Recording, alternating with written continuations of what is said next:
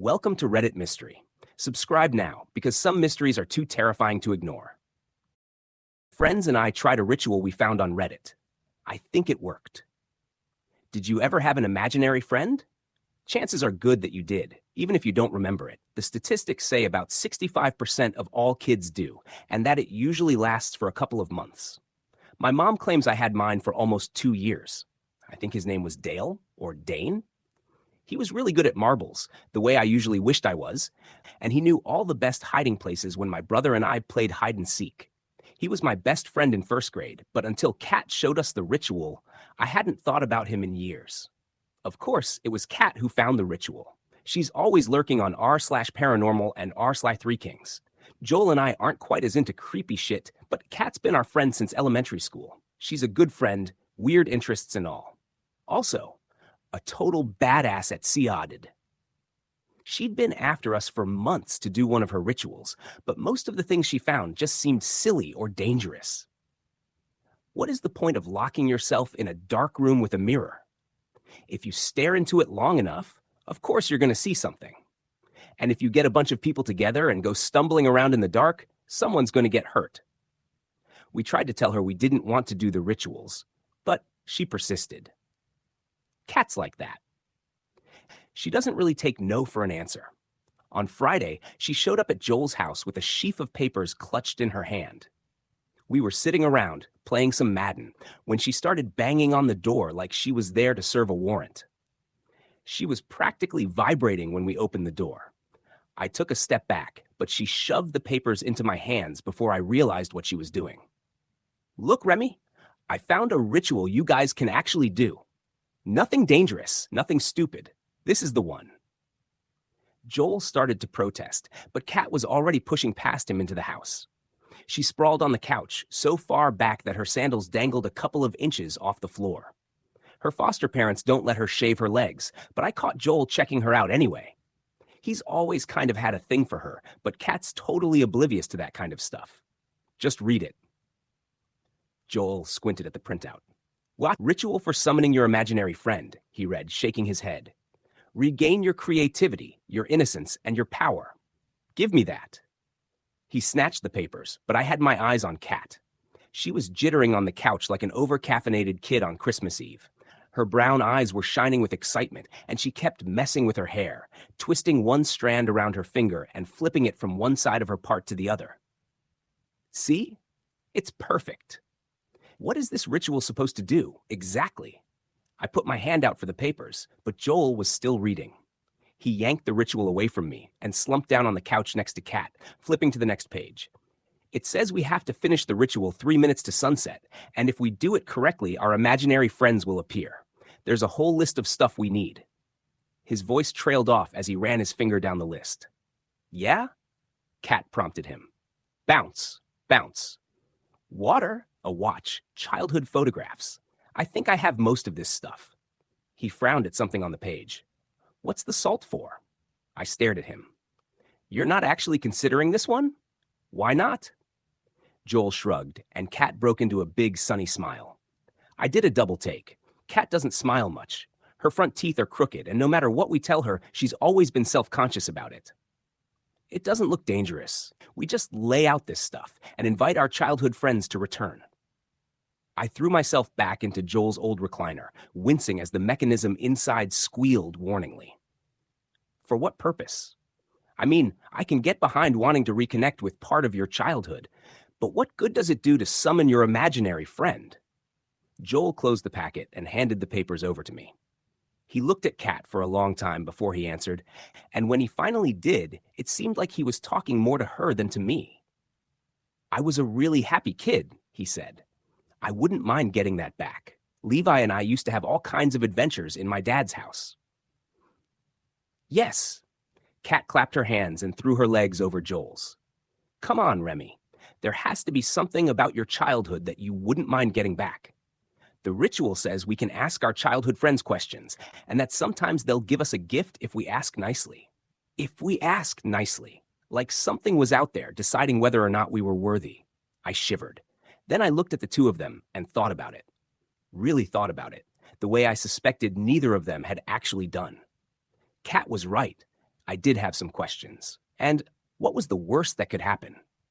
Neither Joel nor I was any stranger to making fools of ourselves. And it would be pretty badass to see Dane again, even if it was only imaginary. I looked up. Kat beamed at me. She was thrilled that Joel was in. I sighed. Fine, what do we need to do? Setting up for the ritual was simple. We had to split up to get the childhood photographs, but everyone found one. Joel found this great picture of him with his hair in microbraids. When we finished laughing about it, he put it into the circle with Kat's third-grade dance recital snapshot and the picture of me in my youth soccer uniform. I hoped we weren't going to have to burn the pictures. I looked like an idiot in that uniform, but my mom would be big mad if the picture went up in flames. Focus, you guys. Kat's eyes were so wide and bright, I almost suspected she was on something. She'd told us to focus about a dozen times now, but Joel and I weren't taking it seriously. We should have. Yeah, Remy. Joel poked me with the bundle of sage. Stop fooling around. This is important to Kat. I brandished the salt shaker. I'm over here doing my job. You were the one horsing around. Stop it. Kat had both hands on her hips, her eyes flashing. I really need this to go right, you guys. I yawned, righting the salt shaker and sidestepping Joel as he tried to poke me again. Why is this so important to you, Kitty Cat? She rolled her eyes at the nickname. Or maybe at my question. This is the first time you idiots have actually agreed to help me with one of these. And besides, I really want to see Friend again. He was the only one I had after my parents died. We both fell quiet at that. Kat doesn't talk about her childhood much. She moved to town the year we all turned 9, and we've been best friends ever since. So much so, in fact, that we tend to forget she wasn't always with us. I could tell Joel wanted to make a snarky comment about Friend's name, but he kept his mouth shut. Who knew what old memories it might drag up? Kat lit the sage and offered it to me. Remy, you go first. Why me? I didn't reach for the sage. I wasn't ready to participate in this ridiculousness until one of the others went first. But Kat wasn't going to give me a choice. Kat smiled, inscrutable, and pointed to something in the printout. You're the oldest by 6 days, right? It has to be you. Fine. I took a breath and spoke the words, feeling ridiculous. Nothing happened. No flicker in the air, no shapes in the dim candlelight. Just silence. I almost felt relieved. If something had happened, I would have had to face it. This way, I could still pretend the ritual was bullshit. Then, with a wet hissing noise, the candle went out. Wind.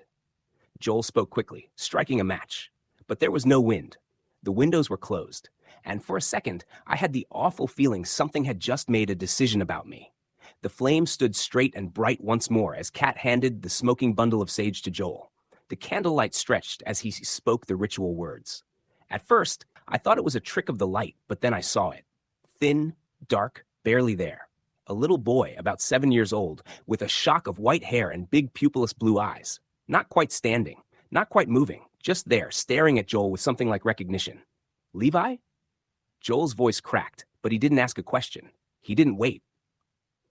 I dismiss you. The shadow flickered, and then it was gone.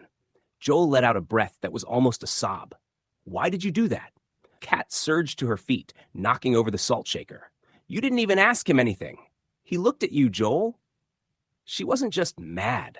She was hurt, like he'd thrown away something she'd been working on for years. Joel was still breathing hard when Kat snatched the sage from him, her fingers gripping it so tightly her knuckles went white. The moment she sat back down, the candle flames trembled, not flickering, not bending in the air, just shivering like something unseen had pressed too close. A thick weight settled over the room, heavy and suffocating like we were being buried in something invisible. Like the air had been replaced with something denser, something that wanted to be inside our lungs. Joel and I exchanged a look, and I knew he was feeling it too. Kat didn't hesitate. She lifted her chin, her voice steady, the words spilling from her like she'd practiced them 100 times. Friend, beloved of Kat, I invite you back. The candlelight lurched sideways, the shadows stretched, pooling unnaturally beneath Kat's filthy sandals. I swallowed hard. The room tilted. Not physically, but suddenly the floor didn't feel stable. The walls were too far away, stretching back into a darkness that hadn't been there before. Joel's hand shot out, gripping my arm. Friend, Kat repeated, and she smiled. A real, soft, relieved smile. Come back to me, beloved. Something slid into the circle. Not appeared. Slid. I don't know how to describe it. At first, it was just wrong air, a smear of space that shouldn't exist. And then it was there. Not fully formed, but real enough that I could feel my stomach trying to fold in on itself just from looking at it. It was too tall. Where Levi had been a shadow, flickering and vague, this thing was solid. A thick, sinewy shape, hunched and waiting. I didn't want to look at its face, but my eyes kept pulling towards it, like my own mind wanted to confirm the thing it refused to process. It was smiling. Too many teeth in too many places. Image 2. I sucked in a sharp breath. Joel made a noise low in his throat, but Kat just beamed. See, Remy? Her voice was barely a whisper, reverent. It works. He came back. As she spoke, the thing moved toward her. A twitch, a jerk, like something shifting under its skin, like it was learning how to wear its own shape again. Its limbs cracked as it reached for her. Joel grabbed my wrist again. Nope, nope, nope, nope, nope, nope! Kat, I whispered, barely able to get the words out. We should stop. But she didn't look scared, and she didn't say the words to dismiss the monster. She looked happy. Joel yanked hard on my arm, and for the first time, Kat's expression sharpened. Go, she snapped. The candles flared. The shadow at her feet reached. I'll finish the ritual alone. The words sent a spike of cold fear through my guts. The room didn't feel right anymore. It felt claimed. Joel and I bolted. I walked home alone. Joel didn't say anything when we reached the intersection near his house. He just turned and left, hands jammed deep in his hoodie pockets. I didn't blame him. The night felt too quiet. The streetlights buzzed overhead, and somewhere far off, a dog barked once before cutting off, like it had thought better of making noise. I wasn't sure I was breathing right. My chest felt tight, my stomach knotted. I didn't even want to look at the shadows pooling in the alleyways I passed.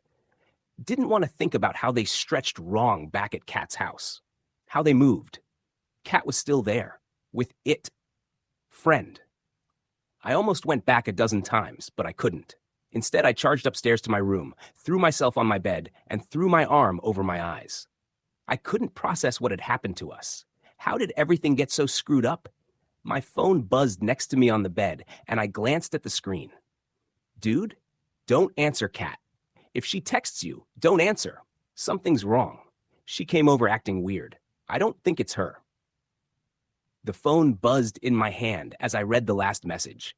Another text, this time from Kat. Joel's being so weird, lol. Wouldn't even let me in. I'm coming to you instead. Image 3, be there soon. I stared at my phone, pulse hammering against my ribs. My fingers felt stiff, heavy. I wanted to believe Joel was overreacting. That Kat was just messing with us. That we were all just... Something shifted. A creak of wood, under the bed. Remy, don't trust them. A voice. Small. Familiar. Too close. Like someone was curled beneath my bed, their mouth an inch from my ear. I stopped breathing. The air in my lungs turned solid. Then, from the darkness below, something rolled out and bumped against my foot. A marble. If you enjoyed this mystery, don't forget to like, share, and subscribe for more chilling stories. Who knows? The next mystery might be closer than you think.